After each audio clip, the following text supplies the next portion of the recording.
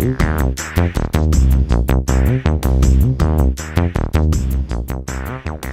I've got to be realistic. I think the two draws prior to the Jets game said a lot about whether we're going to be in the finals or not. Playing against Perth Glory and then against Heart, and both were draws. I know decisions went against us, penalties went against us, but we should still have won those two games. If we'd won those two games going into the Jets game, we'd have been in a much stronger position, and we would have had Ben Sigmund as well. We drew those two, we lost, and we lost badly against Newcastle Jets. And I've got to be realistic. I don't think we've got, currently with our injuries, I don't think we've got the squad to win 3 really tough games in a row against teams that are competing with us to play in the finals. We're going to give it everything. Don't worry about that. We're going to give it fully 100%, and we'll do our best to score goals, especially with 2 home games starting this weekend, and then the victory in the next home game, and in between Sydney away, and we'll give it everything to try and make the finals. I was just looking at it realistically. I think that's part of what you do from mid-season onwards. You're looking at recruiting. You've had a feel for the new players, and we've brought in a lot of new players into the club, positions they can play.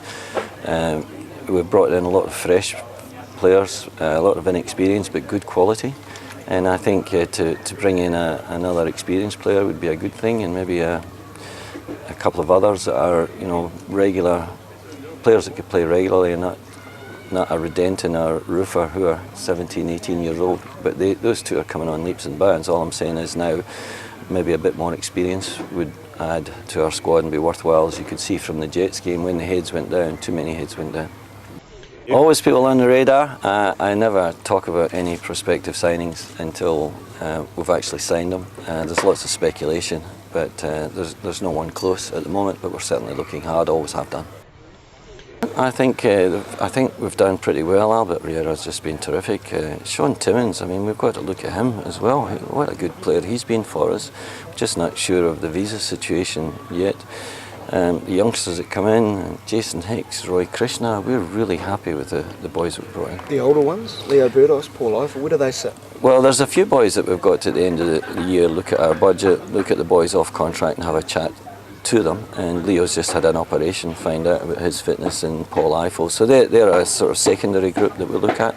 At the moment we're just looking at fresh recruits, and remember with injury replacements we've got to look at who's come in to replace and whether we re-sign them or what. But to me we've taken a huge step forward in building an exciting squad.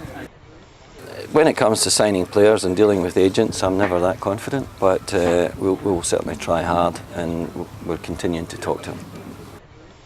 Carlos is over his injury now, and now it's a case of his fitness. So they're doing, 2 or 3 of the injured players are doing a recovery session, a pooled session this afternoon. So if he comes up well, he'll be in the squad. It's a huge problem for the coaching staff and for the players. When someone like Luke Adams, we could really have used last weekend, he's hardly played a competitive game this year, and not having a reserve side just holds back the development of these younger players.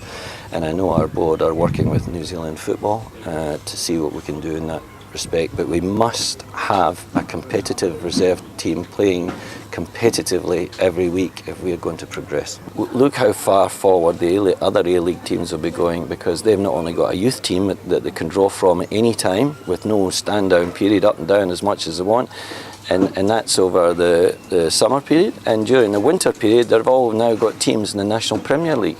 So they've got boys playing 50 games a year ready to go at any time, and we don't have that development, and they must play competitive football.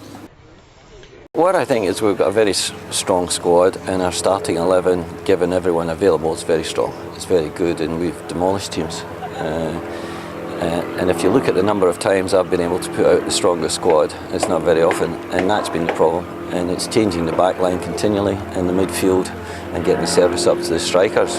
But the signs are all good. If we weren't winning those games and beating the Mariners 4-1 away from home, and playing against the Wanderers 3-1 and 5-0 at home to victory, if you didn't have those results, you'd have some concerns. But we know when we put out our best team, we're very strong. And if you'd seen that training session, you know it's very high quality football. The level of training is very high quality. So we've got a good bunch. It's just getting experienced players out there that do a job under extreme physical pressure, fatigue, and the mental stress of playing against a seasoned team. And to be fair, look at the Jets forward line. They spent a bit of money there.